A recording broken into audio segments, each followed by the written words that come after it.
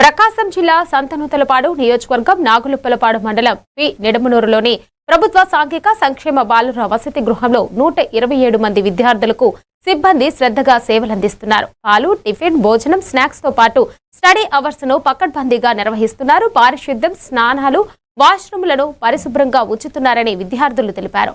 ఇంటి వద్ద కంటే ఇక్కడే తమను మరింత బాగా చూసుకుంటున్నారని విద్యార్థులు సంతోషం వ్యక్తం చేశారు.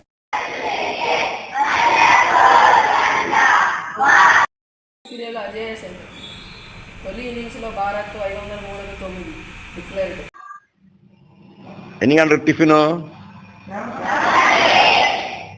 మధ్యాహ్నం భోజనం ఎన్ని గంటలకి? నేను ఇక్కడికి వచ్చి 4 సంవత్సరాలకు పైగా అయ్యింది. మాకు పొద్దున్న నుంచి సాయంత్రం దాకా ఎక్కడికి ఏదైనా చూడాలన్నా కానీ అన్నోళ్ళే.